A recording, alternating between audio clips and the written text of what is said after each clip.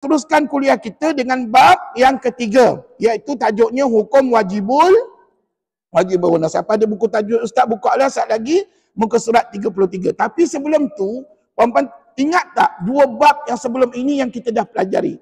Puan-puan, saya nak tuan-tuan dan puan-puan sebut apakah tajuk-tajuk hukum tajwid yang kita dah belajar dalam dua bab sebelum ini. Dimulakan dengan bab yang pertama. Kenapa Ustaz minta tuan-tuan dan puan-puan sebut? Sebab saya nak kaitkan ada hukum nanti dalam bab 1 dan bab 2 yang menggunakan mim sabdu dan juga nun sabdu. Ada. Sekejap lagi Ustaz sebut. Tapi saya nak tuan-tuan sebut dulu. Di bawah tajuk nun mati dan tanwin bab 1. Kalau puan-puan tengok buku tajuk Ustaz ni, bolehlah selak buku tajuk Ustaz ni. Mula muka surat 18. Puan-puan bukankah ada tajuk di situ? Nun mati dan tanwin sebut? Itu tajuk besar dia. Tetapi kena ingat, di bawah nun mati dan tanwin ada berapa hukum? Ada 5 hukum. Cuba sebut 5 hukum tersebut. Garanti boleh sebut. InsyaAllah. Amin. Silakan. Idgham ma'al ghunna. Terus 2. Bila ghunna. Yang ketiga. Iqlab 4. Hakiki 5. Woi, lancar perempuan. Sebagaimana yang ada dalam buku tajuk Ustaz. Alhamdulillah. Ustaz cakap baca macam tu lancar lah kami. Ustaz tak ada masalah. Jadi puan-puan sedar tak? Daripada 5 hukum yang kita sebut tadi, idgham ma'al ghunnah, idgham bila ghunnah, iqlab, ikhfa' hakiki dan satu lagi apa? Izhar halqi. Daripada 5 hukum ni, cuba bagi tahu Ustaz, hukum mana yang menggunakan mim sabdu dengan nun sabdu? Hukum mana yang guna mim sabdu, nun sabdu? Tak lain tak bukan idgham ma'al ghunnah. Biasalah lepas cuti memang macam ni perempuan. Kadang-kadang kita beliau sekejap ya. Mungkin nak memahami soalan Ustaz. Okey, dengar molek-molek. Perempuan tahu tak? Itu sebab saya kena ulang kaji. Kena ulang kaji balik. Ingatkan kepada tuan-tuan perempuan, rupa-rupanya dalam bab 1 nun mati dan tanwin ada hukum yang menggunakan mim sabdu dan juga nun sabdu. Tak lain tak bukan hukumnya adalah idgham ma'al ghunnah. Sebut. Cuba buka muka surat 19, buku tajuk Ustaz. Bukankah ada cerita idgham ma'al ghunnah? Apa jumpa apa jadi hukum ni? Cuba cerita balik kat Ustaz. Nun mati atau tanwin dengan 4 huruf dalam 2 kalimah sahaja. Statementnya ada di atas ya perempuan ya. Jadi 4 huruf tu apa dia hurufnya? Ya, wa, mim. Perempuan perasan tak 4 huruf tu? 2 huruf ni ada mim sabdu dengan nun sabdu. Betul? Tapi kena ingat, hukum yang kita bincangkan dalam muka surat ni apa nama? Idgham ma'al ghunnah. Ustaz tak sebut pun wajibul ghunnah. Jadi kalau nak kenal wajibul ghunnah, saat lagi kena dengar penerangan Ustaz di whiteboard dan kena fahamkan juga dalam masa yang sama hukum ini. Mujur perempuan dah belajar sebelum ni dengan Ustaz. Tapi maklumlah kadang-kadang ingat, kadang-kadang kita lupa ya.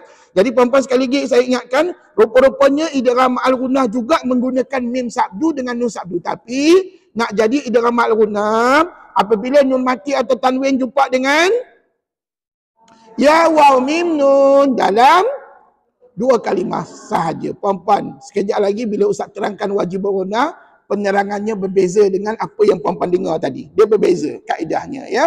Tapi still menggunakan mim sabdu, nun sabdu. Jadi puan-puan, jadi nanti dalam Quran kesimpulannya, kalau jumpalah nun mati atau tanwin, jumpa dengan ya, waw, mim, nun, mim dengan nun tu ada sabdu kebetulannya, maka puan-puan dinamakan hukumnya idgham ma'al ghunnah. Jangan sebut wajibul ghunnah. Okey, seterusnya settle hukum bab yang pertama nun mati dan tanwin. Cuba tengok bab yang kedua, muka surat 27. Puan-puan, muka surat 27, bab yang kedua, bukankah tajuknya hukum mim mati? Sebut.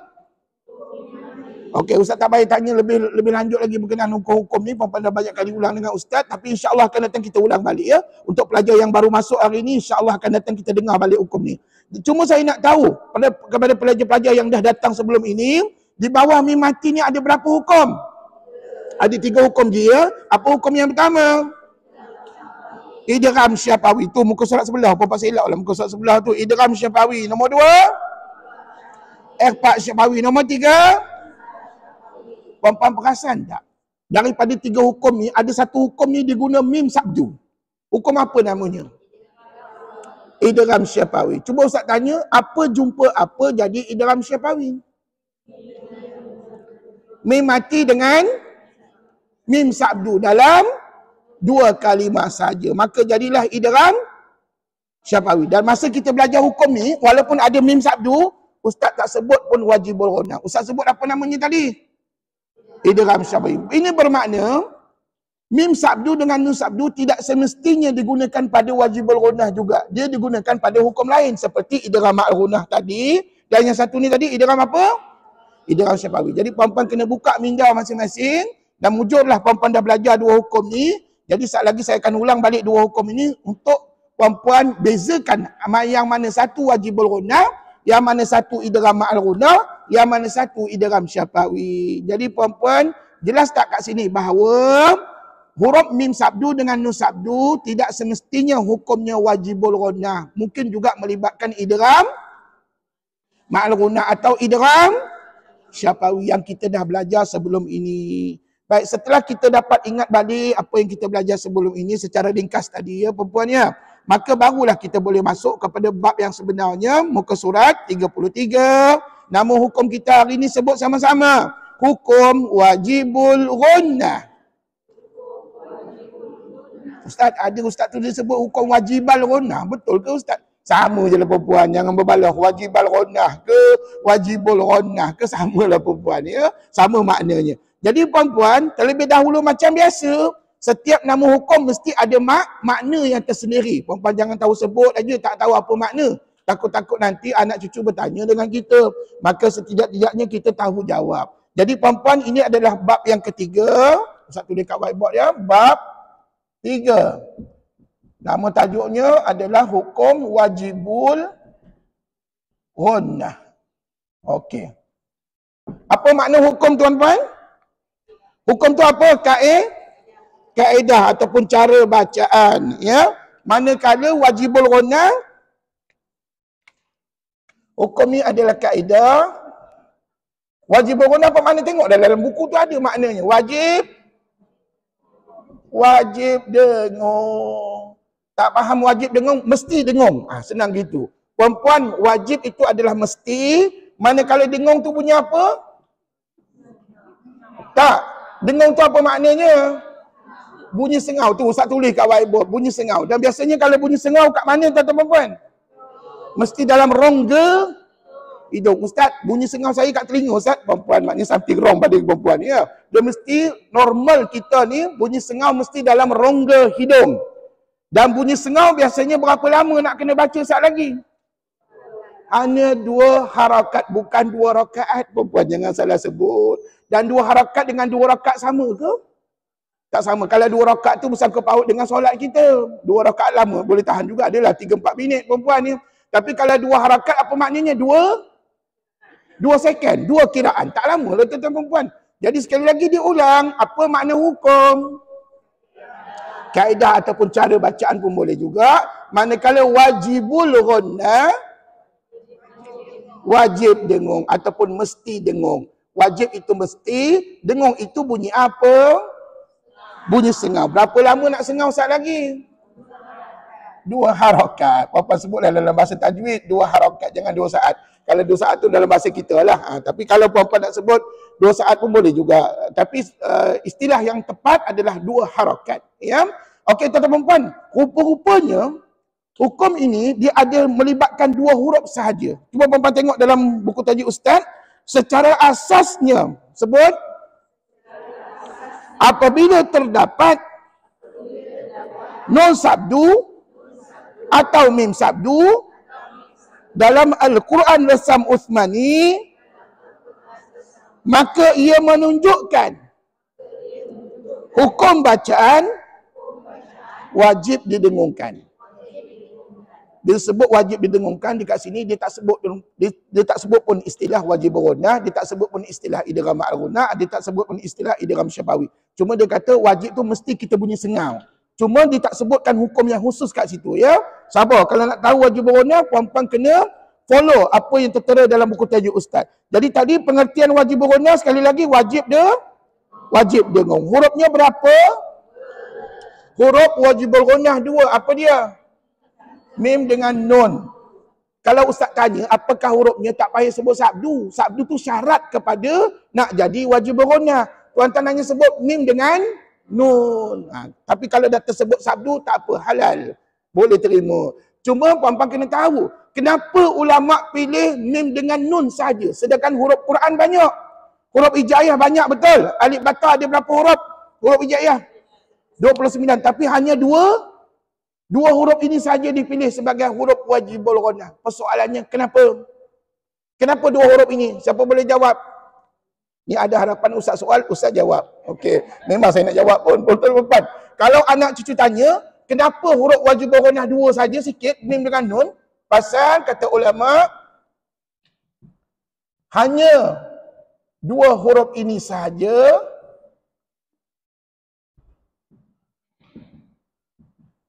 yang keluar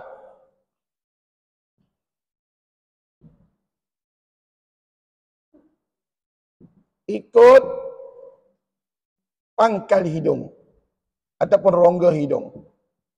Itu jawapannya, senang aja. Kalau anak cucu tanya kenapa mim dengan nun dipilih sebagai huruf wajibul ghunnah, sebab hanya dua huruf ini sahaja yang keluar ikut pangkal hidung. Huruf lain tak ikut keluar pangkal hidung, perempuan. Hanya dua huruf ini saja. Buktinya, apabila kita letak sabdu pada dia, kalaulah kita cuba kita bayangkan mim yang bersabdu dengan nun yang bersabdu, macam mana bunyi? Apalah pula perempuan. Kalau mim sabdu dengan nun sabdu saja tak boleh bunyi apa-apa lagi perempuan. Dia kena ada huruf lain bantu dia. Jadi puan-puan bunyi tadi ya. Puan-puan, sebenarnya mim bersabdu ni dia kena ada bantu huruf lain. Contohnya begini. Baru boleh bunyi. Cuba sebut. Amma. Perasan tak ada bunyi sengau? Bunyi sengau tadi ikut mana je? Pangkal hidung. Itu sebab huruf ini dipilih sebagai huruf wajibul ghunnah. Ya, sebab dia keluar ikut pangkal hidung. Begitu juga dengan nun. Cuba. Anna, sebut. Terasa tak bunyi sengau? Hidung tuan-tuan sihat. Alhamdulillah. Siapa yang tak ada bunyi sengau tu mungkin hidung tersumbat dan sebagainya. Wallahu a'lam. Jadi puan-puan, sekali lagi kita try. Kita test huruf ni.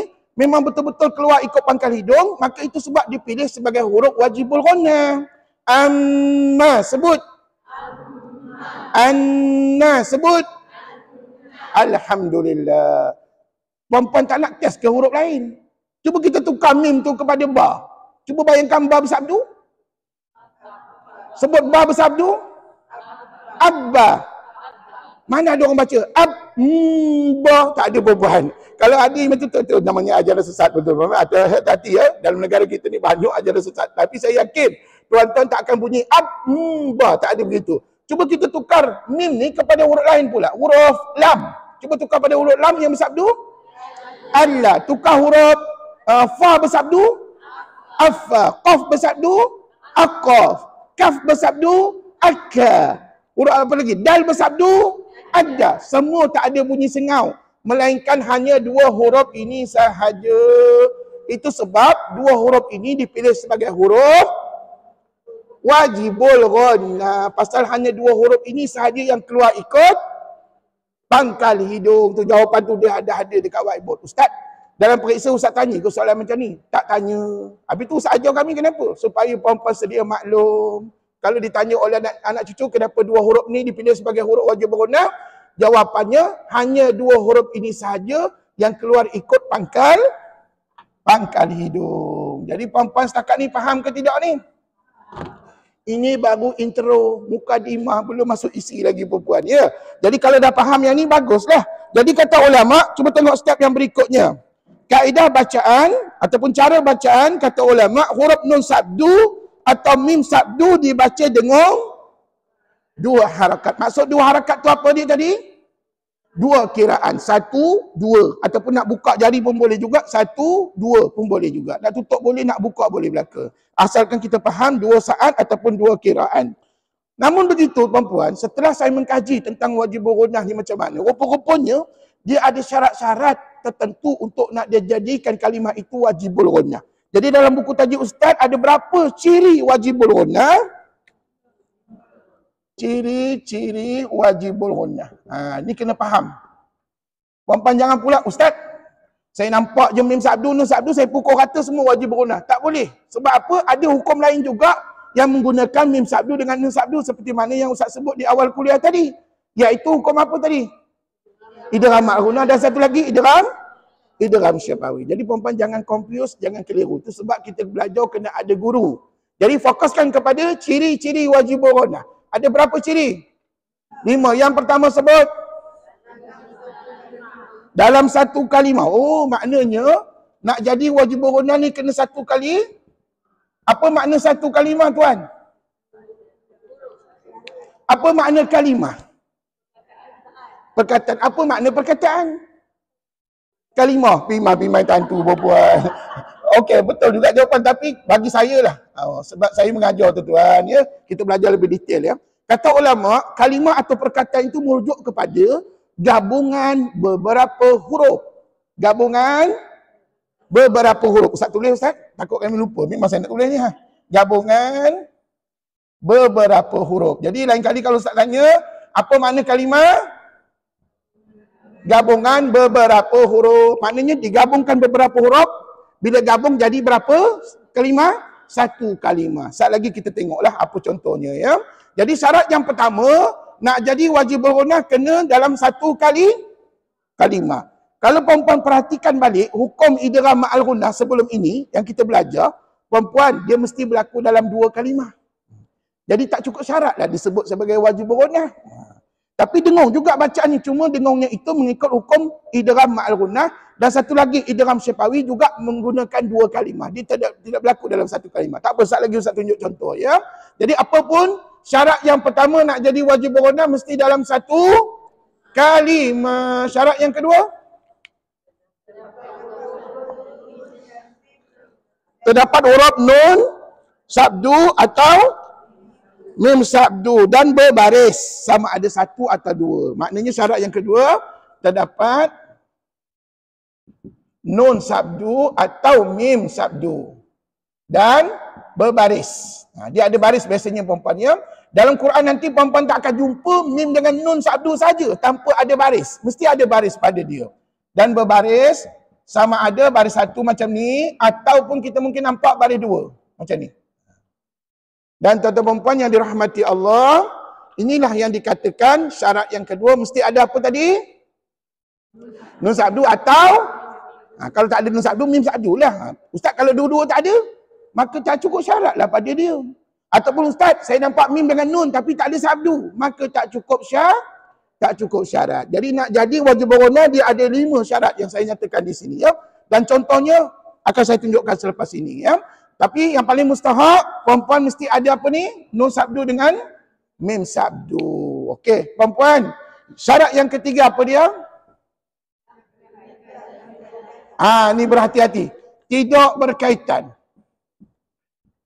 Tidak berkaitan dengan hukum lain. Apa maknanya? Hukum lain ini kalau perempuan nak tahu, dia dikaitkan dengan 2 hukum yang Ustaz dah minta perempuan sebut sebelum ini, iaitu yang pertama, idgham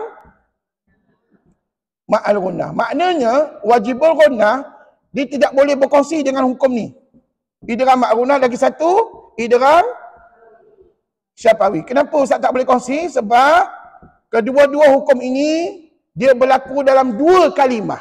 Sedangkan, wajibul ghunnah tadi syarat yang pertama, dia berlaku dalam satu kalimah. Jadi perempuan, Ustaz tak boleh kau bagi contoh? Boleh, tak ada masalah. Perempuan, contoh idgham ma'al ghunnah, ya, yang kita selalu nampak dalam Quran, perkataan ini. Ini yang paling basic, ya. Cuba perempuan sebut sama-sama, dengar, ya, saya bacakan. Manna, sebut. Nampak tak nun mati jumpa nun sabdu? Bercantum ke berpisah je? Berpisah. Kalau berpisah maknanya 2. Adakah cukup syarat nak jadi wajib ghunnah? Walaupun dekat situ ada nun sabdu, tak cukup syarat. Pasal wajib ghunnah dia nak satu kalimah. Walau bagaimanapun kata ulama, hukum bacaan kamu tadi tetap dengung. Tapi dengung yang kamu baca, nama hukumnya idgham ma'al ghunnah. Begitu juga kalau kita jumpa begini. Ini contoh yang paling basic. Saya nak tunjukkan ada mim sabdu dengan nun sabdu. Ni. Di atas tadi manna. Ulang. Bawah mamma. Persoalannya dua-dua ni, ada tak nun sabdu dengan mim sabdu? Ada. Tapi boleh ke kita sebut ni wajib bergonah? Itu sebab sebelum ni Ustaz ajar ni nama hukumnya apa? Dah senyap pula. Idgham ma'al ghunna. Kan Ustaz kata dia bila balik cuti biasa macam itulah keadaan kita perempuan dia. Kadang-kadang kita senyap sekejap. Bukan apa Ustaz, kami tengah memikirkan apa jawapan sebenar. Perempuan jawapan tu ada kat situ. Jadi kalau orang tanya, kita nampak nun mati jumpa dengan nun sabdu. Nun mati jumpa mim sabdu. Maka jawapan tepat kita adalah idgham bukan wajibul ghunnah. Habis tu wajibul ghunnah macam mana? Contohnya Ustaz, nantilah saya tunjukkan di hujung sana. Ya? Jadi sekarang ni, syarat yang ketiga, nak jadi wajibul ghunnah, dia tidak boleh berkaitan. Tidak berkaitan. Tak boleh ada kena-mengena dengan hukum apa tu? Idgham ghunnah ataupun idgham. Macam mana contoh idgham syifawi? Senang aja. Idgham syifawi contohnya, cuba ikut Ustaz. Humma, sebut. Apa jumpa apa? Mim mati jumpa mim sabdu. Tapi dalam dua, maka secara automatik nama hukum tersebut apa? Idgham syifawi. Bukan wajibul ghunnah. Sebab wajibul ghunnah dia mesti berlaku dalam satu kalimah. Lagi Ustaz tunjuk contoh satu kalimah untuk wajibul ghunnah. Ya?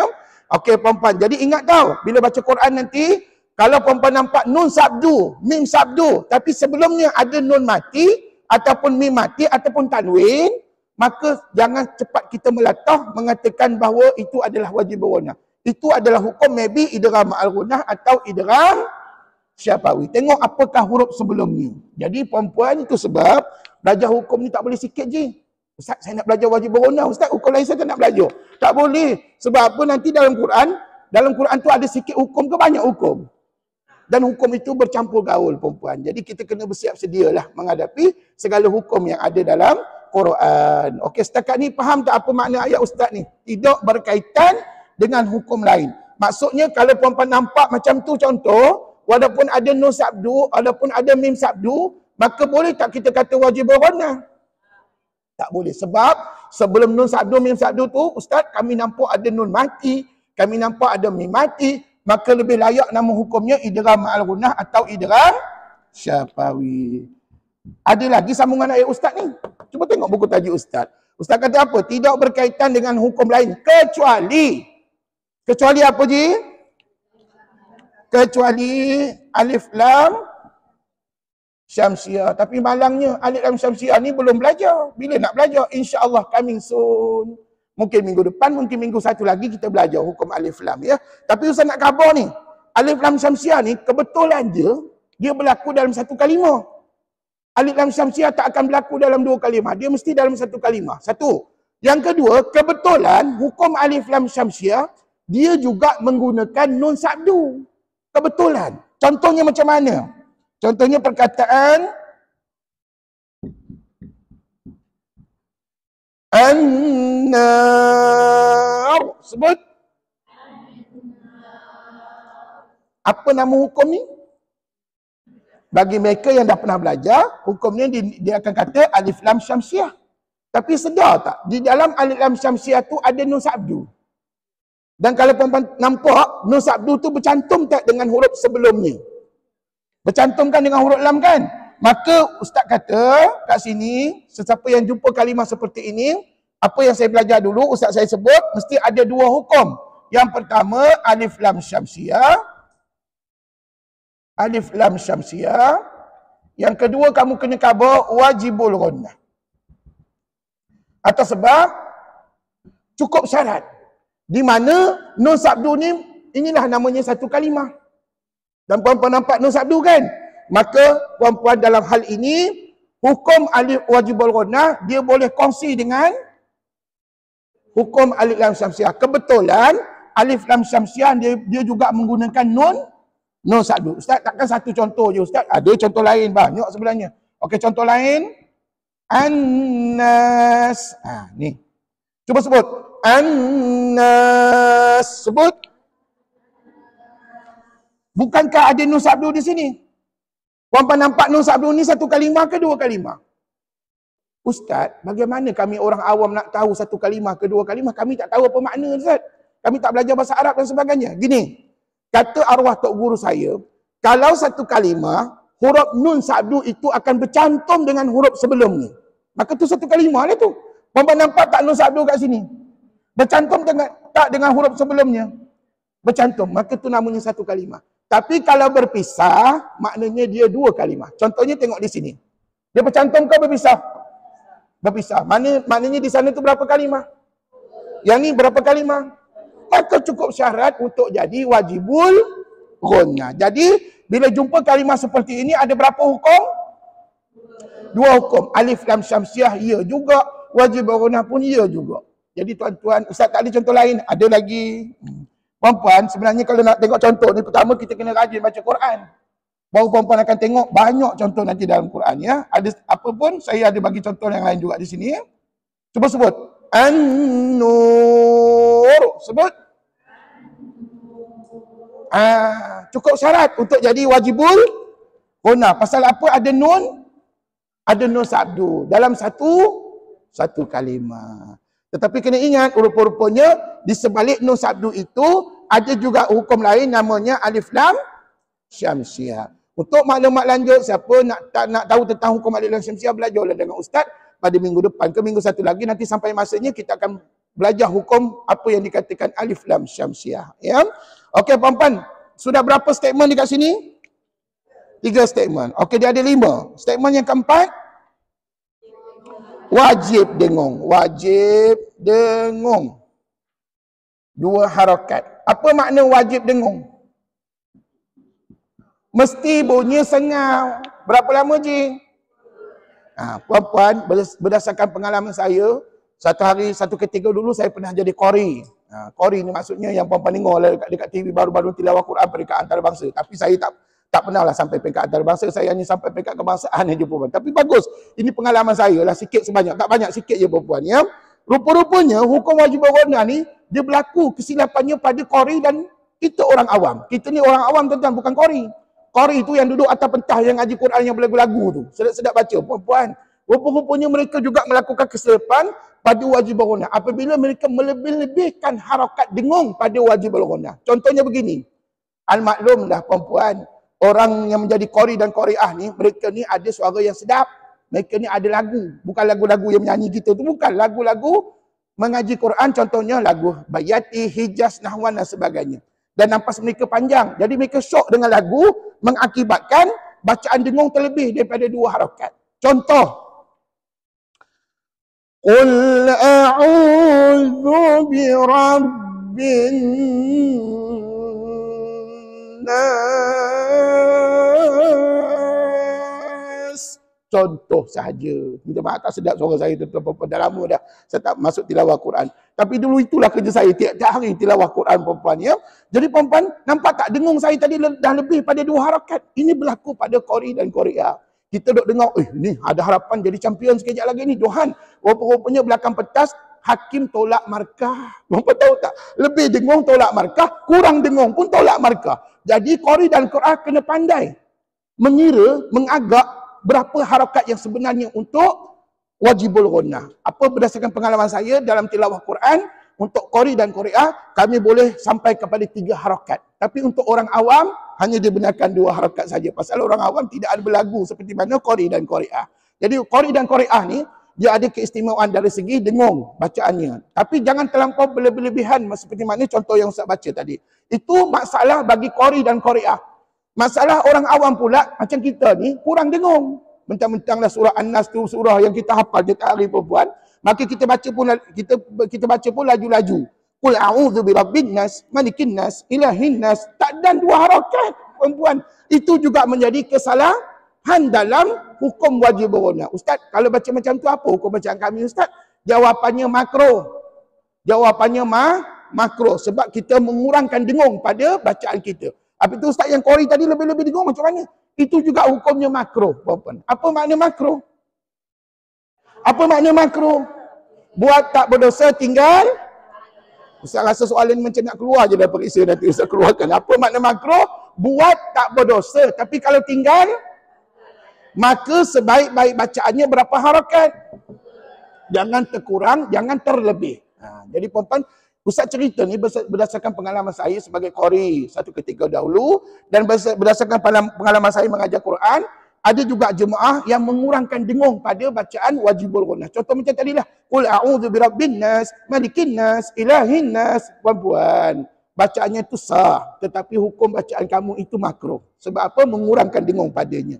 Jadi puan-puan, statement ustaz yang keempat ni wajib dengung, faham ke tidak? Faham ke tidak? Maknanya bila sebut wajib dengung, berapa harakat yang sebenarnya?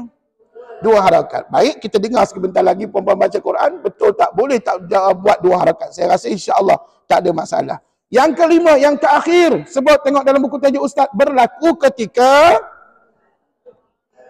ketika apa? Ketika wasal atau wakaf. Puan-puan, hukum wajib ghunnah ni cukup special, cukup istimewa. Dalam Quran nanti, tuan-tuan boleh nampak dia berlaku ketika wasal, boleh juga kita nampak berlaku ketika wakaf. Persoalannya apa dia wasal? Wasal itu adalah bacaan yang sambung. Bila sambung, apa yang berlaku? Bila sambung, apa yang berlaku?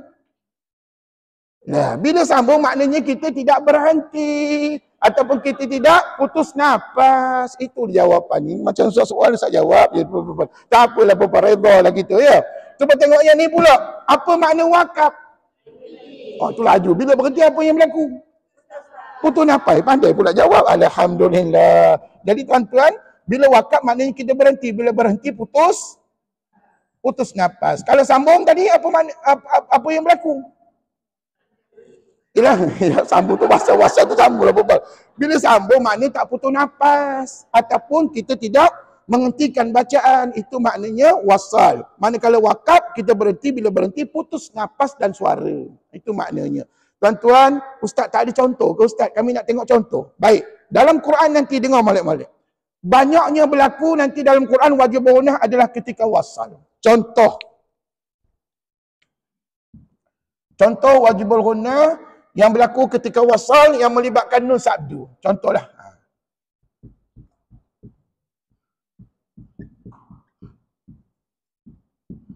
Ini contoh yang paling simple, yang paling mudah. Tapi nanti dalam Quran banyak lagi contoh-contoh lain ya.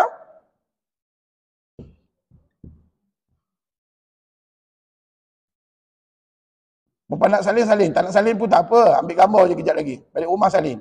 Okey, puan-puan.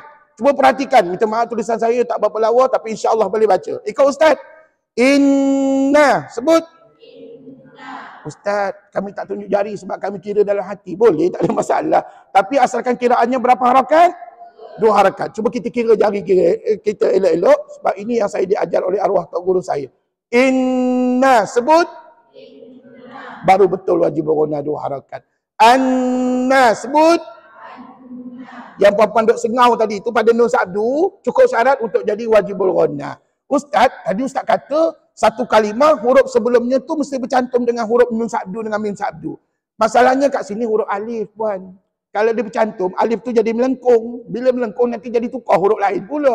Sebenarnya huruf alif dia tidak boleh bercantum dengan huruf selepasnya. Maknanya alif ni selepasnya dia tak boleh bercantum. Sebab kalau bercantum nanti jadi huruf lam. Puan-puan kena tahulah kaedah penulisan. Siapa yang tak tahu kembali ke pakar jalan, belajarlah buku Iqra' ke Muqaddam dan sebagainya. Puan-puan semua ni dah diajar oleh kita satu ketika dulu. Apapun puan-puan berjaya bunyikan kalimah ini dengan hukum wajib ghunnah. Contoh yang ketiga, amma, sebut.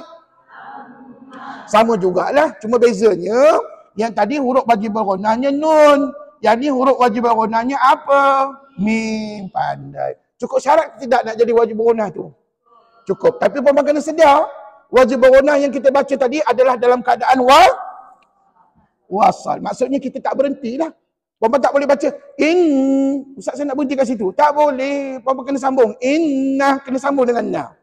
Dan biasanya innal ladzina kafaru sawa'un 'alaihim, contohnya lah. Biasanya kita tidak berhenti. Biasanya kita nampak kalimah-kalimah seperti ini letaknya di awal ayat. Ya, tapi kalau di tengah ayat, kita baca sambung pun boleh juga. Tak ada masalah. Depend, bergantung kepada ayat yang kita baca. Apapun, 3 contoh sudah berjaya dibaca. Contoh yang keempat. Amma. Kali ni puan-puan nampak, ain dengan mim bercantum tak? Bercantum tak, Ji? bercantum, maka sahlah dia satu kalimah.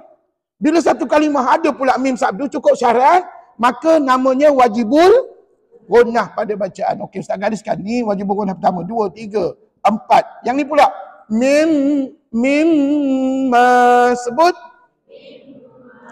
sama jugalah wajibul gunnah. Cuma bezanya kali ini huruf mim sabdu itu adalah huruf wajibul gunnah pada dia. 1, 2, 3 ni huruf mim. Yang 2 tadi di sana adalah huruf nun. Cuba yang ni musamman sebut.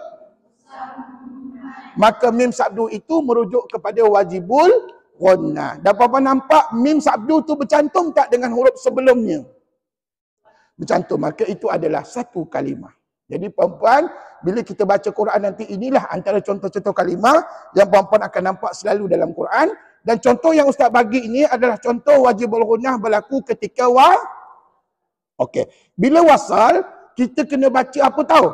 Kita kena baca semua tanda bacaan ataupun baris pada huruf tersebut. Puan-puan jangan matikan huruf mim ataupun nun sabdu tersebut. Puan-puan kena baca ikut sabdu dan juga ikut baris yang ada pada dia.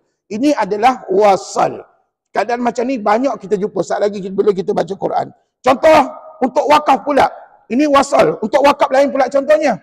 Untuk wakaf, okey. Dia terbagi pada dua. Kat sini saya tunjuk nun sabdu. Yang ni saya tunjuk mim sabdu. Okey. Kalau nun sabdu, puan-puan boleh rujuk dalam buku tajuk Ustaz. Ada pada perkataan bi'anfusihinna. Bi'anfusihinna. Bi'anfusihinna. Fusihinna. Ni. Puan-puan nampak tak? Dekat ujung kalimah ni, bi'anfusihinna ni ada tanda apa? Ada tanda apa kat situ? Ada tanda tak? Oh, tak ada tanda apa-apa. Tetapi mungkin juga dekat sini ada jim. Tapi kalau tak ada tanda pun tak apa. Tiba-tiba ketika baca ayat ni, puan-puan dah habis oksigen. Puan-puan nak berhenti. Boleh tak berhenti? Boleh berhenti. Okey, dengar molek-molek. Apabila saya letakkan kalimah ni di bawah wakaf, bermakna saat lagi puan-puan kena wakafkan bacaan pada nun sabdu. Kena sabdu. Ni kena wakafkan bacaan padanya. Macam mana persoalannya? Okey, dengar molek-molek. Sekiranya saya baca wasal, ayat ini berbunyi begini. Bi'anfusihinna. Ikut dulu. Fusihinna. Ada tak wajibul gunnah? Ada tak tadi? Ada lah tu. Siapa punya hin tu ada? Ada. Tetapi apa yang saya baca tadi adalah wajibul gunnah yang berlaku ketika wasal. Sedangkan dekat situ ada tanda wakaf. Biasanya kalau ada wakaf macam ni, kita berhenti. Maka bagaimanakah cara nak memberhentikan bacaan? Tadi Ustaz baca, bi'anfusihinna. Bila wakaf jadi apa? Tu dia. Sekali lagi, tak apalah. Kalau saya jadi anak murid, saya tak nak ikut bacaan perempuan. Pasal bacaan perempuan meragukan. Tak berapa confident. Sebenarnya bacaannya begini tuan. Dengar molek-molek. Lepas ni tuan-tuan jangan ragu-ragu dah. Sampai bila-bila inilah bacaannya. Kata ulama, bila kamu wakaf, kamu tolong kekalkan sabdu pada bacaan ini. Bila kekal sabdu, maka bunyinya begini. Tetapi kena ingat, baris satu di atas jangan kamu baca. Kamu tukar baris satu atas itu kepada tanda mati pada dia. Jadi bermakna di sini ada dua tanda bacaan nanti bila kita wakaf. Saya tulis kat bawah ya. Bila wakaf, kalimah ni nanti jadi begini. Ini sabdu, dalam masa sama dia ada mati. Maknanya, baris satu sudah tukar jadi mati. Bila wakaf dengar, bi'anfusihin.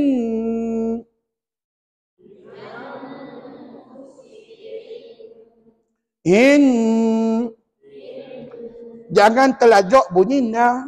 Sebab apa? Kita sudah wakaf. Bila wakaf, ulama ajar huruf yang terakhir kena matikan dia. Dan kebetulan huruf terakhir huruf apa? Nun, maka matikan dia. Tapi kena ingat sabdunya kekal pada bacaan. One more. bi anfusihin.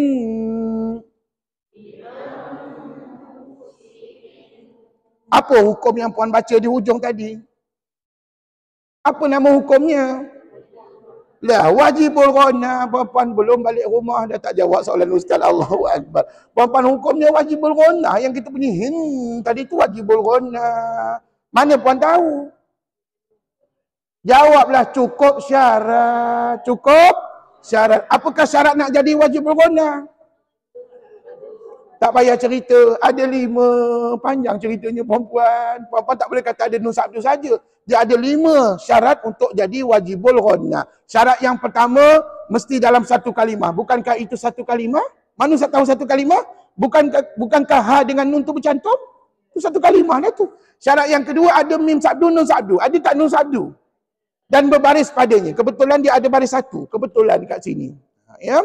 Kemudian syarat yang ketiga, tidak berkaitan dengan hukum lain. Ada tak hukum idgham ma'al-ghunah kat situ? Idgham syafawi? Tak ada. Maka layak jadi wajibul ghana. Dan syarat yang keempat, wajib dengan 2 harakat. Syarat yang kelima, berlaku ketika apalah wasal pula? Wakaf kat sini. Wasal yang di atas. Ini wakaf. Sekali lagi diulang. Wakafkan kalimah ini bi anfusihinna. Wakafkan. Terajak pula bunyi nas apa? Perempuan jangan sebut na mana rotan ustaz ni. Perempuan jangan sebut na lagi. Sebab apa? Bila wakaf dia sudah jadi mati. One more, jangan salah lagi. Biasanya kalau dia rotan ni tak salah lagi lah lepas insya-Allah. Bi anfusihinna, wakafkan. Fusihin. Stop. Perempuan baru betul bacaan tuan-tuan. Alhamdulillah. Inilah kaedah yang tuan-tuan kena fahamkan selama kita baca Quran, ya. Dan perempuan takkan satu contoh aja. Contoh lain ada. Tengok dalam buku tajuk ustaz. Contoh yang kedua, tengok di bawah sekali. Yu'minna. Wakafkan. Stop. Pandai. Nak sebut na lagi tak je? Tak payah. Sebab apa? Kita wakaf. Sekali lagi dia ulang. Yu'minna. Wakaf. Stop. Alhamdulillah. Apa nama hukum yang puan baca tadi? Wajibul ghana. Pandai. Contoh yang ketiga. Libasul lahunna. Wakaf. Pandai juga. Alhamdulillah. Ustaz tak payah tunjuk cara dah pandai dah. Alhamdulillah. Mudah-mudahan kepandaian perempuan tu sampai berkekalan ke akhir hayat kita insya-Allah. Amin. Saya tak nak nanti balik rumah lain pula baca. Dekat sini lain baca perempuan. Siapa-siapa yang tak berapa confident bacaannya tolong bertanya khabar dengan kawan. Ustaz kawan saya pun sama dengan macam saya. Ustaz tak confident. Maka tanya dengan ustaz. Ya? Boleh WhatsApp saya bila-bila masa. InsyaAllah saya tolong tuan-tuan dan perempuan. Jadi 3 contoh tadi yang perempuan baca tadi adalah melibatkan nun sabdu. Kalau mim sabdu apa pula contohnya ustaz? Begini. Mim sabdu tak banyak dalam Quran. Tapi adalah contohnya. Contohnya begini.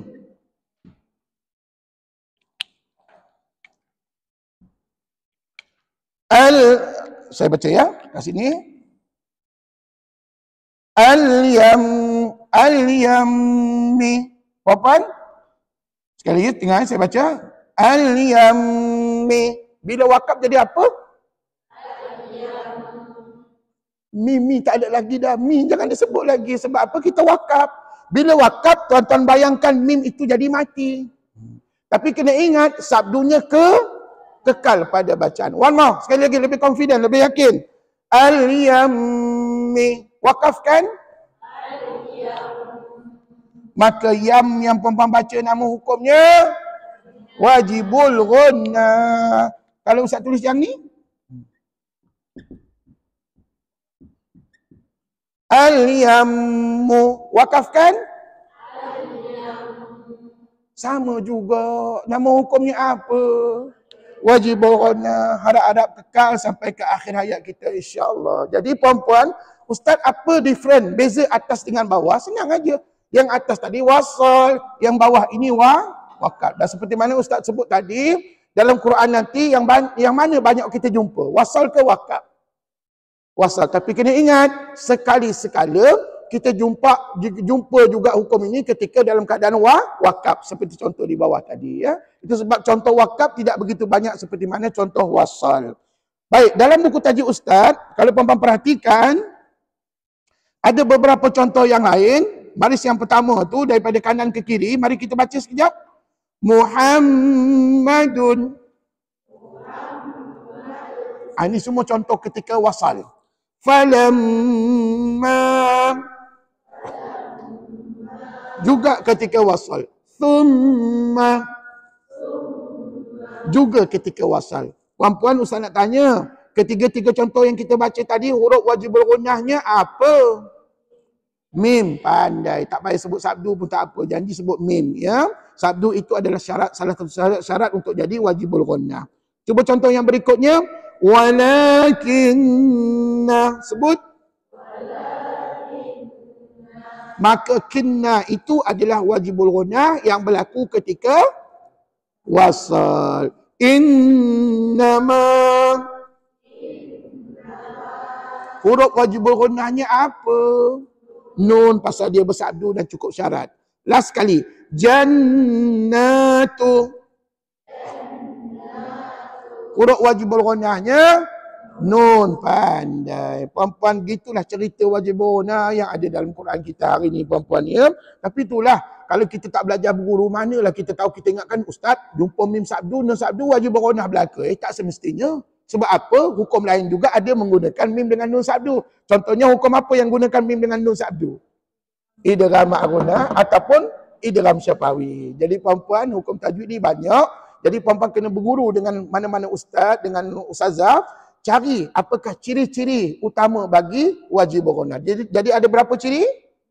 5 syarat ini. Dan puan-puan jangan risau ya, dalam periksa tak keluar. Ustaz tak tanya 5 syarat ni. Puan-puan abaikan je lah. Tetapi dalam masa yang sama, puan-puan fokuskan betul-betul bahawa wajibul gunnah bukan semudah yang kita kata, Ustaz jumpa mim dengan nun sabdu wajibul gunnah lah. Tidak. Puan-puan, dia ada 5 syarat, dia mesti dipenuhi untuk jadikan dia wajibul gunnah.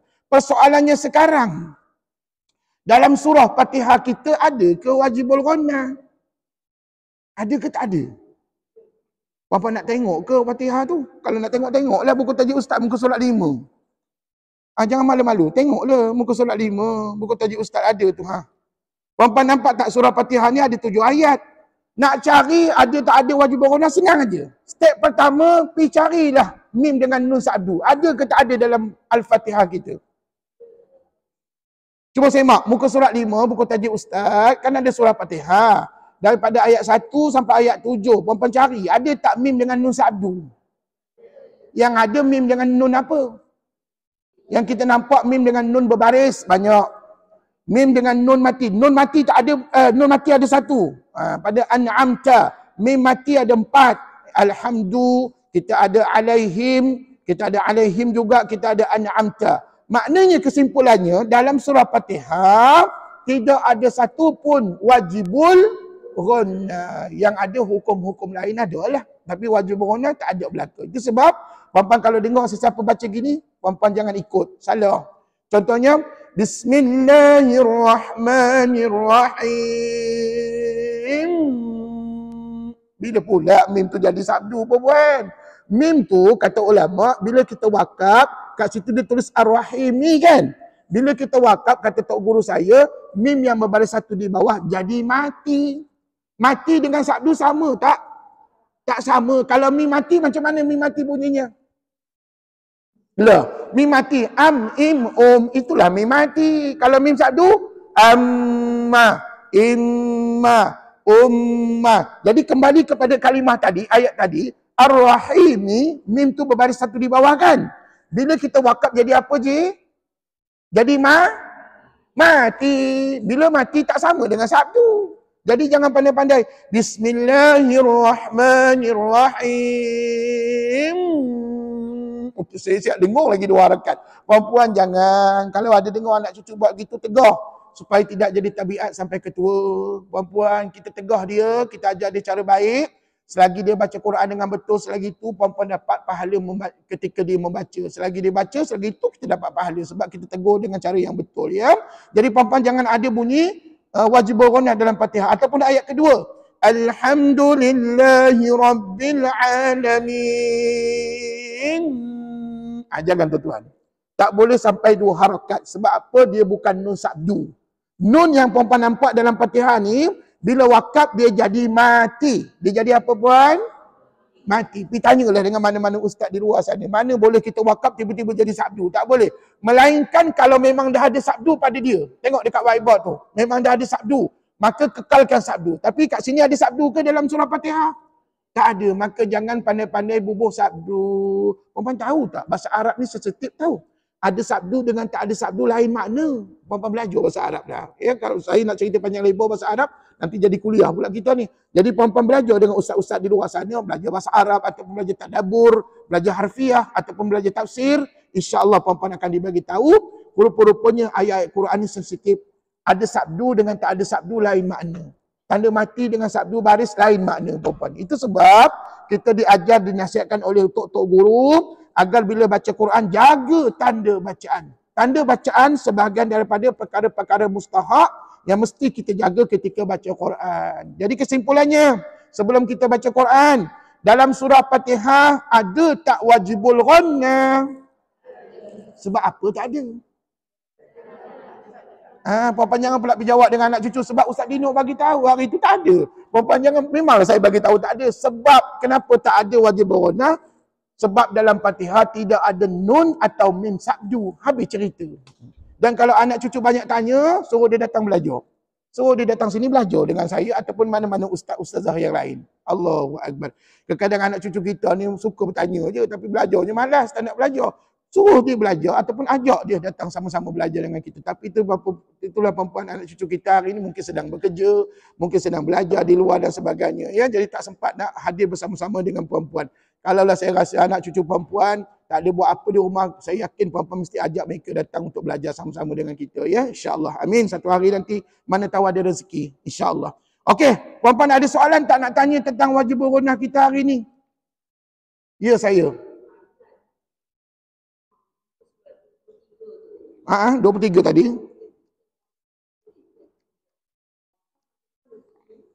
23 tadi mana? Yang mana contohnya?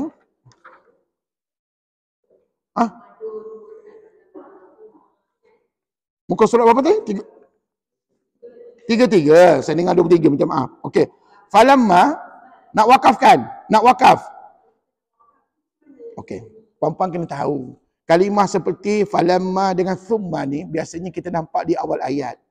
Jarang-jarang kita nampak di tengah ayat ataupun di hujung ayat puan-puan ya. Tapi andai katalah puan-puan tak cukup nafas. Ustaz saya dah habis, oksigen saya memang dah habis Ustaz. Saya nak berhenti juga kat situ. Dengar. Kalau nak berhenti, puan-puan tidak boleh baca falam, tak boleh. Sebab apa? Selepas mim sabdu ada alif. Alif itu berperanan sebagai huruf mat. Sebagai hukum mat. Kata ulama, bila kamu wakaf, falamma, kena baca ma juga.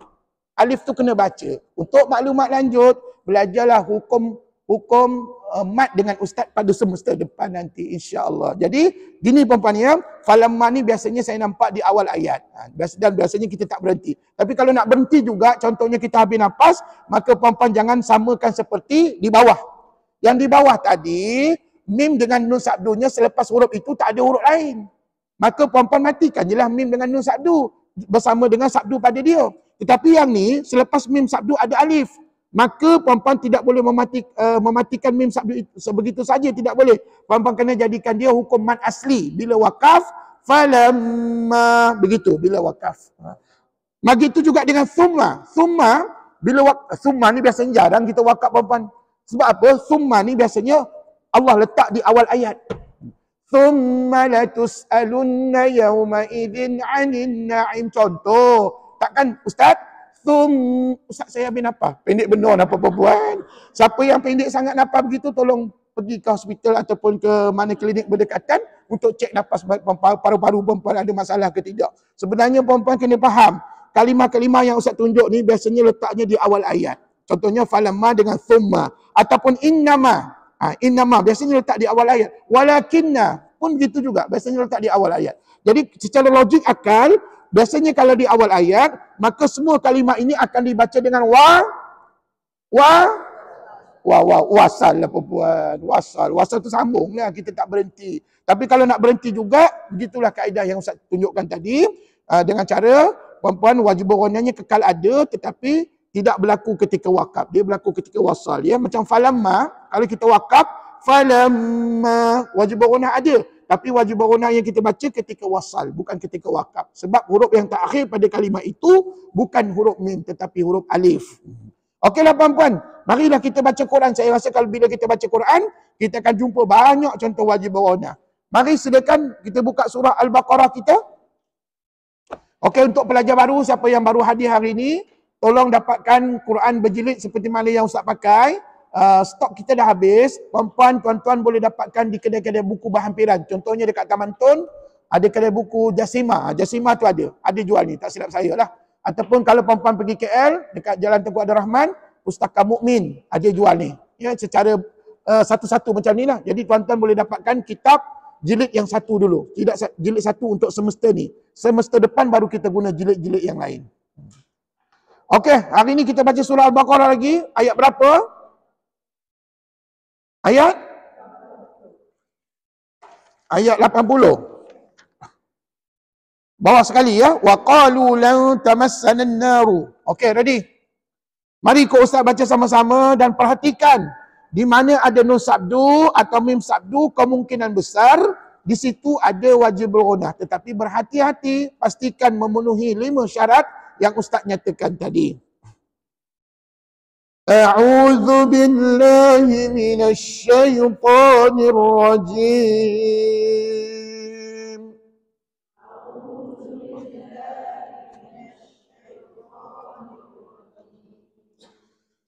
Bismillahirrahmanirrahim.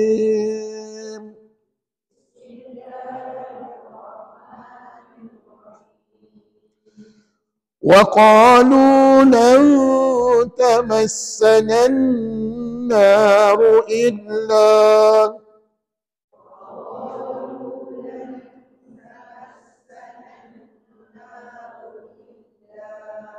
Puan-puan, nampak tak tadi ada kalimah yang ada sabdu pada nunnya, iaitu pada an-naru. Sebut.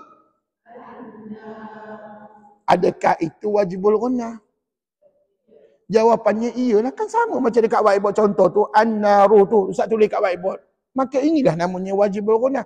Ustaz, saya nampak kat situ dia tulis nombor apa tu? Nombor berapa? Nombor 8 ya? Nombor 8, okey. Rupa-rupanya Quran yang kita pakai ni ada talian hayat ataupun ada panduan tajwid di mana puan-puan dibekalkan setiap Quran tu ada panduan begini. Puan-puan berhati-hati. Puan-puan kadang nama hukum tak sama seperti mana yang Ustaz ajar. Puan-puan jangan risau. Walaupun nama hukumnya berbeza, tetapi hukum yang kita baca tetap merujuk kepada wajib ghunah. Dekat sini dibubuh nombor 8 kan? Nombor 8 dibubuh apa namanya? Idgham syamsi bi ghunnah. Apa maknanya? Idgham syamsi itu adalah alif lam syamsiah. Bi ghunnah itu maksudnya dibaca dengung. Ada setengah ulama mengatakan hukumnya idgham syamsi bi ghunnah, maksudnya alif lam syamsiah yang dibaca dengung. Tetapi ada setengah ulama pula meletakkan 2 hukum di sini. Yang pertama alif lam syamsiah. Yang kedua kan ada nun sabdu, maka disebut juga dengan wajibul ghunah. Ikut mana-mana yang puan-puan rasa mudah faham. Kalau selama ni puan-puan belajar dengan ustaz mana-mana, dia ajar ustaz tu dia ajar kami idgham syamsi bi ghunnah. Apa makna idgham syamsi bi ghunnah? Idgham syamsi yang dibaca dengung. Kenapa dengung? Sebab melibatkan nun sabdu. Boleh juga disebut yang tu. Tapi kalau puan-puan nak ikut ustaz, kalau saya dalam periksa, saya jawab 2 hukum. Yang pertama alif lam syamsiah, yang kedua saya jawab wajibul ghunah. Okey, teruskan. Illa ayyaman ma'dudah.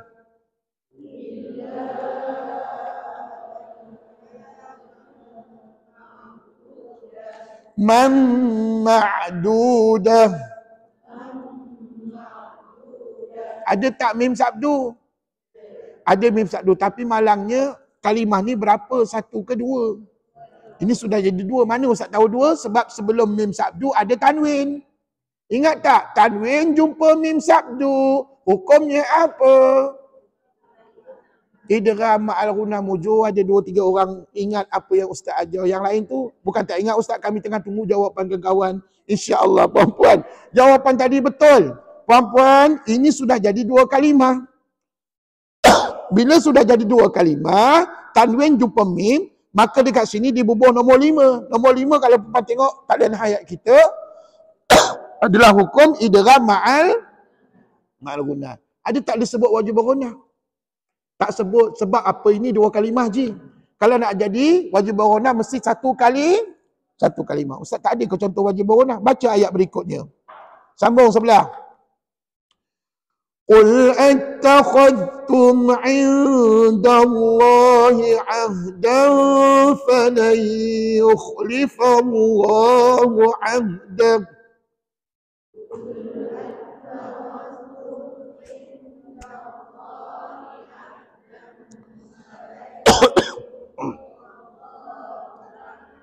Tengok balik ayat tadi, ada tak mim dengan nun sabdu?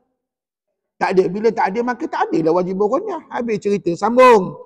Am taquluna 'ala Allahi ma la ta'lamun.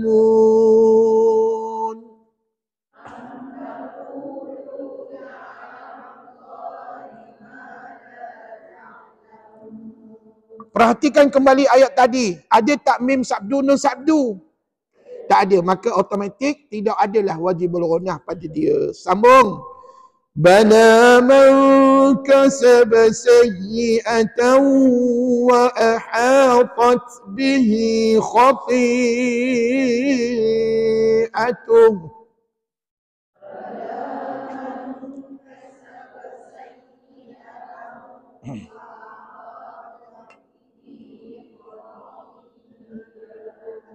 Harap-harap cukuplah nafas. Perempuan, kalau dah tahu ayat tu panjang, tarik nafas habis-habis. Okey, saya nak ambil perhatian pada kalimah khati'atuh. Sebut. Kenapa Ustaz sebut kalimah itu? Sebab dulu pernah saya dengar jemaah baca begini. Khati'atuh. Diingatkan ya tu berbaris satu. Sebenarnya ya tu tak ada baris. Puan nampak tak di atas ya tu ada tanda apa? Itu namanya tanda pemanjang. Bahasa Melayu kita lah. Bahasa tajwidnya tanda mat. Ha, gitu. Puan, tanda mat dengan baris sama ke? Tak sama. Kalau baris bentuknya begini. Saya ingat sikit. Yang ni kan melengkung macam ulat bulu tu kan. Maka ni namanya tanda mat. Maka puan-puan tak boleh baca khafiyatu. Mungkin ada anak cucu baca begitu. Maka puan-puan tegur. Habis tu ustaz ya tu nak baca dengan apa? Ya itu adalah huruf mat. Yang mana di atasnya tanda pemanjang. Maka nilai harakat pada ya itu adalah 4 atau 5. Maka katakanlah kita ambil 4 harakat. Khafi'atuh. Sebut. Puan-puan tahu tak? Dengan adanya huruf ya tadi, telah menyebabkan huruf ta dibaca 4 atau 5 harakat. Untuk maklumat lanjut, belajar hukum mat semester depan dengan Ustaz, insya-Allah. Amin. Persoalannya puan, dalam ayat tadi ada ke mim dengan nun sabdu? Tak ada, kita abaikan. Teruskan. Faulaika ashabun nar.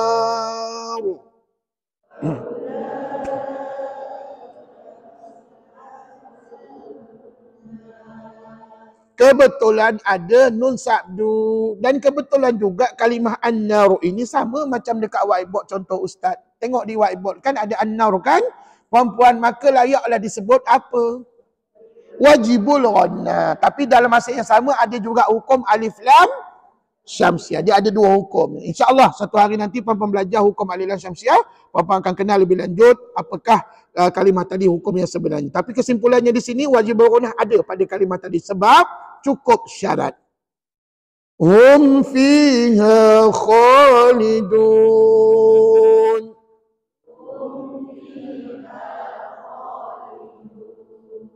Sambung lagi. وَالَّذِينَ آمَنُوا وَعَمِلُوا الصَّالِحَاتِ أُولَئِكَ أَصْحَابُ الْجَنَّةِ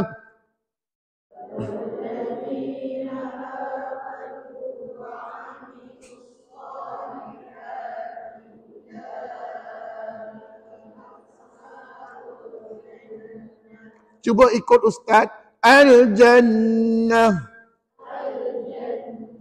Bukankah ada nun sabdu? Sebelum nun sabdu tak ada jim kan? Jim dengan nun tu bercantum ke berpisah? Bercantum maknanya satu kalimah. Jadi layak ke tak layak disebut wajibul ghunnah? Layak sungguh lah Ustaz tu, sebab di bawah tu di bubuh nombor 35. Nampak tak 35 kan? 35 tu cuba tengok nota ni, sesiapa yang ada nota ni, 35 wajibal ghunnah. Nampak? Ditulis ni wajibal ghunnah. Ustaz sebut wajibul ghunnah, sama je perempuan. Wajibul sama je. Apa pun ini contoh wajibul ghunnah yang sebenarnya. Hum fiha khalidun.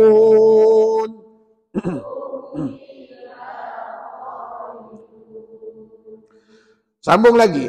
Wa id akhadna mithaqa bani Israila la ta'buduna illa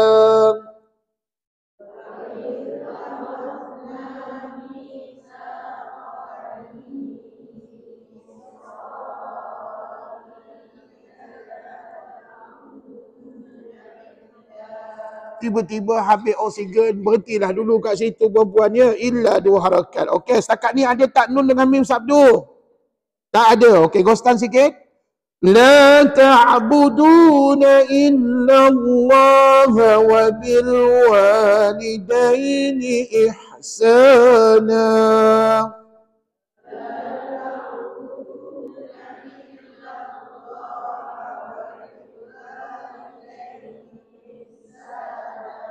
Sama juga, tak nampak nun sabdu, tak nampak mim sabdu. Teruskan. Wazil qurba wal yatama wal masakin wa qulu lin nasi husna.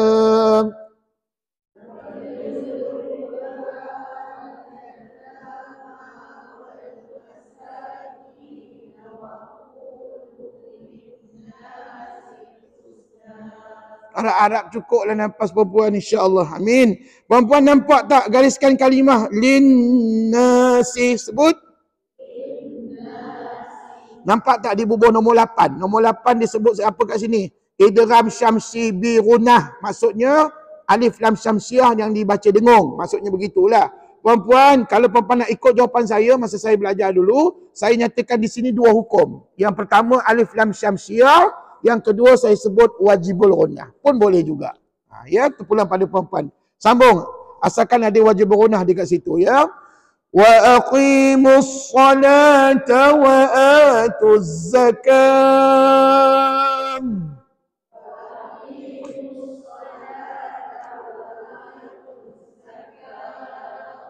Ada ke mim nun sabdu? Ada ke tak ada? Tak ada. Yang ada yang bersabdu apa? Sad dengan zai, betul? Perempuan jangan salah faham tau. Nak jadi wajib ghunnah kena cari mim dengan nun bersabdu. Jangan perempuan fikir, Ustaz saya nampak huruf bersabdu semua saya pulun jadi wajib ghunnah. Tidak boleh perempuan. Dia hanya mim dengan nun sahaja. Sambung. Yang ni ada.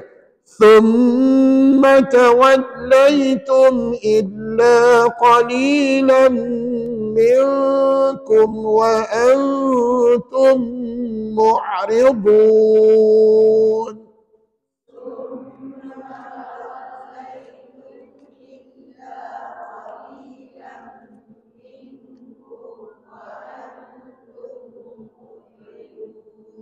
Perhatikan ayat tadi molek-molek. Tengok betul-betul. Ada berapa mim sabdu dalam ayat tadi? Mana pula 2-nya? Tengok betul-betul. Ustaz nampak 3. Perempuan nampak berapa? Samalah kita. Yang pertama kat mana? Thumma. Yang kedua kat mana? Qalilan minkum. Yang ketiga kat mana? Wa antum mu'ridun. Persoalannya, daripada 3 mim sabdu tadi, yang mana layak disebut wajibul ghunnah? Thumma saja. Manakala qalilan minkum dan juga wa antum mu'ridun, dia lebih kepada hukum lain. Nampak tak? Perempuan tengok dalam jawapan kita, thumma dibubuh dengan nombor 35. Perempuan, Quran yang kita pakai ni special. Dia ada hukum tajwid. Dia ada talian hayat. Quran lain tak ada nombor perempuan ya. Perempuan guna Quran lain memang tak ada nombor. Jadi perempuan, tapi jangan hafal nombor perempuan. Pasal kebanyakan Quran tak ada nombor. Quran ni je ada nombor. Jadi summa tadi confirm wajibul ghunnah. Manakala qalilan minkum, kalau orang tanya apa hukumnya, ada mim sabdu kat situ. Idgham ma'al ghunnah. Apa jumpa apa jadi idgham ma'al ghunnah? Tanwin jumpa mim. Pandai. Maknanya perempuan dalam perbincangan idgham ma'al ghunnah digunakan tanwin ataupun nun mati. Tetapi dalam perbincangan wajib ghunnah dia tak guna nun mati, dia tak guna tanwin. Dia guna mim dengan nun sabdu sahaja. Jadi nampak tak different antara wajib ghunnah dengan idgham ma'al ghunnah yang tadi tu. Jadi perempuan. Satu lagi. Wa antum mu'ridun. Mim mati jumpa mim sabdu. Apa nama hukumnya? Ditulis kat sini nombor 9. Idgham mislain sogir. Ataupun boleh juga disebut idgham syafawi. Kalau rasa susah sangat ayat tadi, sebut idgham syafawi pun betul. Maknanya tuan, puan, walaupun ada mim sabdu, wa antum mu'ridun bukan wajibul ghunnah. Tapi hukum yang layak padanya, idgham syafawi ataupun mislain sogir. Ustaz, kalau saya sebut idgham mislain sogir, dengung ke tidak Ustaz? Jawabnya dengung. Tapi hukumnya itu tadi yang kita sebut, bukannya wajibul ghunnah. Pasal apa?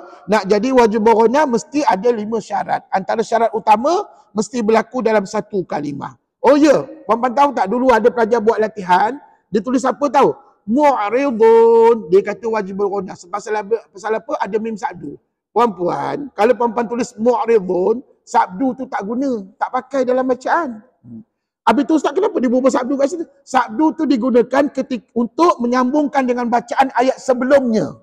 Maknanya kalau puan-puan nak gunakan sabdu, kena salin antum mu'ridun, baru guna sabdu. Faham? Jadi puan-puan jangan salah faham. Nampak je mim sabdu kata wajib ghunnah selalu. Tak boleh. Jadi oleh kerana sebelum mim sabdu ada mim mati, maka hukum yang layak padanya lebih kepada idgham syafawi. Okey, sambung sikit lagi. Wa id akhadna mitsaqakum la tasfikuna dima'akum.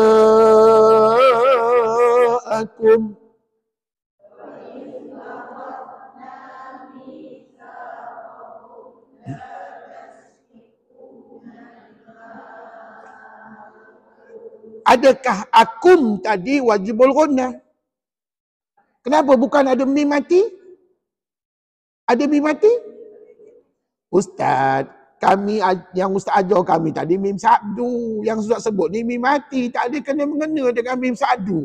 Maka puan-puan sampai bila-bila tak layak jadi wajibul ghunnah.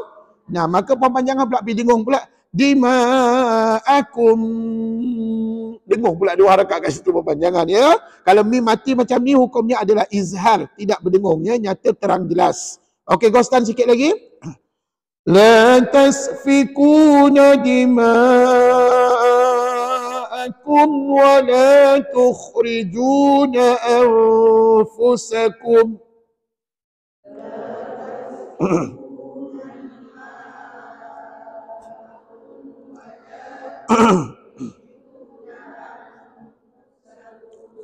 ولا تخرجون أنفسكم من دياركم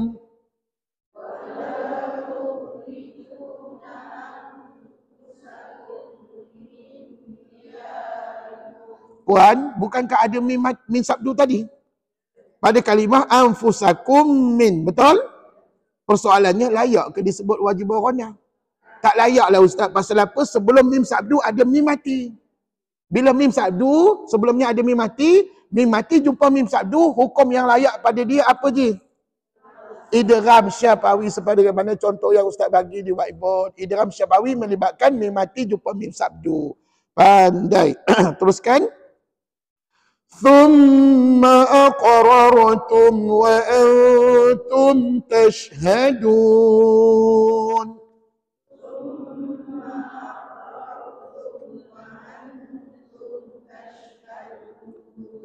Yang ni baru betul wajibul ghunnah. Mana? Thumma, pandai. Betul tak Ustaz khabar tadi? Kalimah thumma ni biasanya diletakkan di awal ayat. Jadi puan-puan jarang dan saya rasa tidak mungkin kita berhenti pada thumma. Ya. Thumma ni adalah wajibul ghunnam yang berlaku ketika wasal. Dia tak mungkin berlaku ketika wakaf. Ya. Sambung. Thumma antum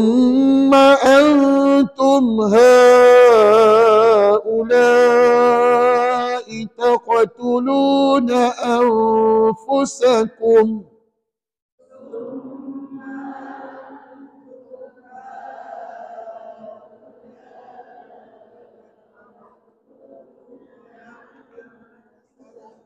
Hanya satu wajibul ghunnah. Di mana? Thumma lagi sekali. Pandai.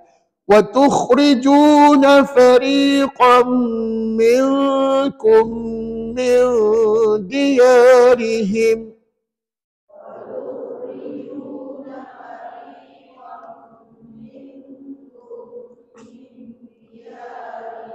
Ada dua mim sabdu. Adakah layak disebut wajibul ghunnah? Dua-dua tak layak. Pasal apa? Yang pertama kami nampak tanwin jumpa mim. Betul? Tanwin jumpa mim sabdu. Nama hukumnya apa? Idgham al-ghunnah. Pandai. Yang keduanya, milkum min. Mim mati jumpa mim sabdu. Idgham syafawi. Siapa sebut tadi idgham bila guna pula? Idgham syafawi puan. Ya, Ustaz dengar salah jawapan ya.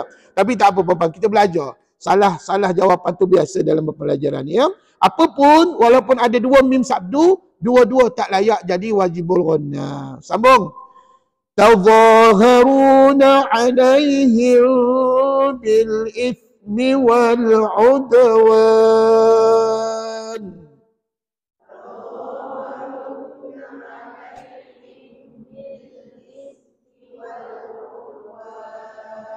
Al-maklumlah, hukum tajwid dah semakin banyak perempuan kita belajar ni. Jadi perempuan kadang-kadang kita ingat, kadang-kadang kita lupa. Perempuan jangan langgar dengung ya pada kalimah alaihim bil ithmi wal udwan. Bil ithmi wal. Hukum ni baru kita belajar bulan sudah ya. Mim mati jumpa dengan ba, hukumnya ikhfa syafawi. Siapa yang teringat hukumnya ikhfa syafawi. Mesti dibaca dengung dua harakat. Wa iyatukum usara tufaduhum.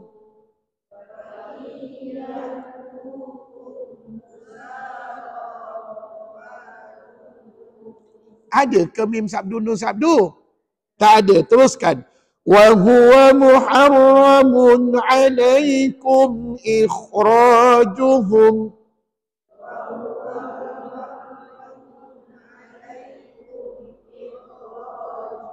Ada ke mim nun sabdu?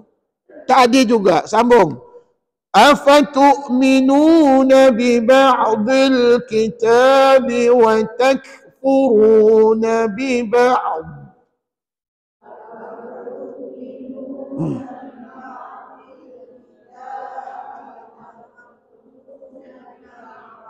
Cuba baiki bacaan di hujung tadi.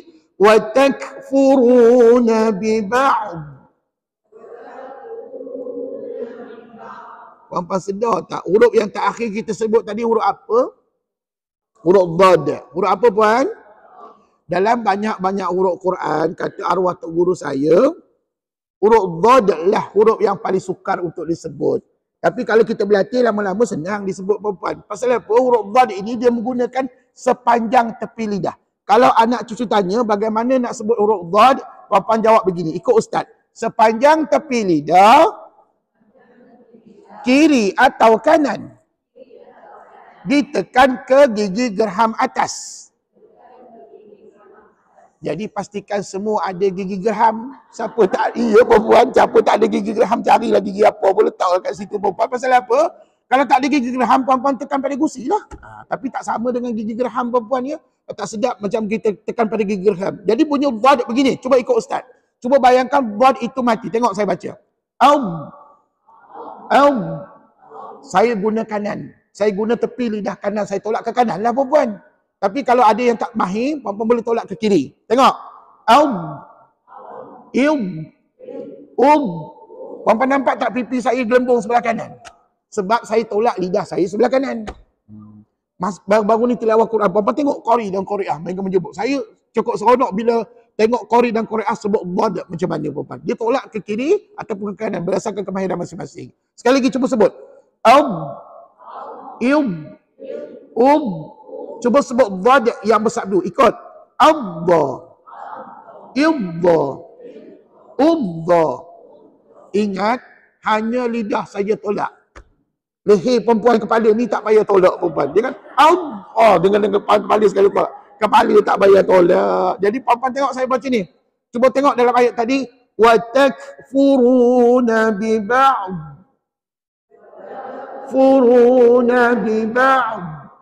وَتَكْفُرُونَ بِبَعْضٍ. Lain tau. Lain kalau perempuan guna hujung dengan tepi.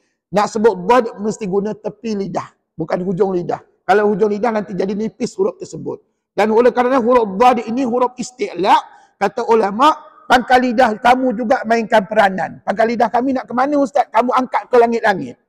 Maka nanti sebahagian besar lidah kita akan diangkat ke langit-langit ataupun ditolak ke kiri ataupun kanan. Berdasarkan kemahiran masing-masing. Sekali lagi, last kali kita baca ayat tadi. وَتَكْفُرُونَ بِبَعْضٍ بِبَعْضٍ. Gitu. Sambung lagi. فَمَا جَزَاءُ مَنْ يَفْعَلُ ذَلِكَ مِنْكُمْ إِلَّا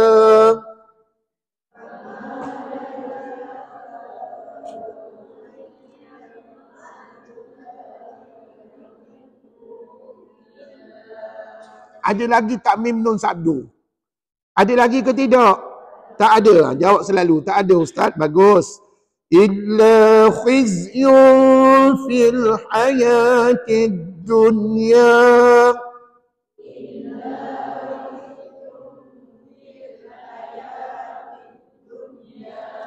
Wa yawmal qiyamati yuradduna ila asyaddil adab.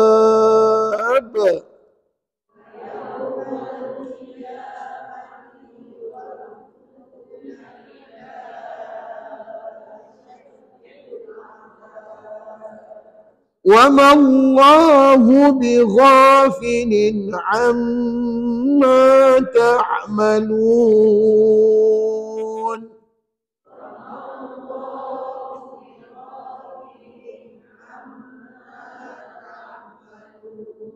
Last sekali. Kalimah amma adakah wajibul gunnah? Ya, mana puan tahu?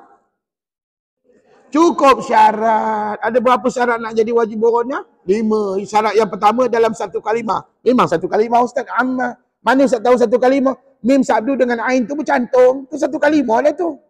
Yang keduanya, ada tak mim sabdu dan berbaris padanya? Ada, bukan haji sabdu saja, berbaris pun ada sekali padanya. 2. Yang ketiga, tidak berkaitan dengan hukum lain. Betul?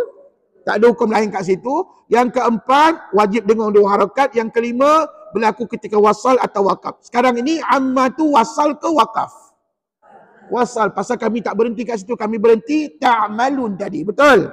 Okey, last kali. وَمَا اللَّهُ بِغَافِلٍ عَمَّا تَعْمَلُونَ.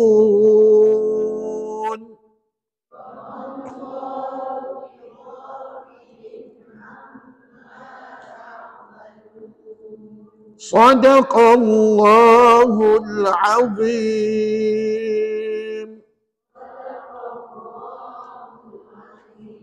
Alhamdulillah, walaupun kita hanya membaca beberapa ayat tetapi jumpa tak wajib gunnah. Jumpa, alhamdulillah. Ini menunjukkan wajib gunnah ni ada banyak lagi. Sekiranya puan-puan baca lagi ayat-ayat Quran yang lain pula. Ya, insya-Allah. Jumpa lagi minggu depan ya, di hari dan waktu yang sama.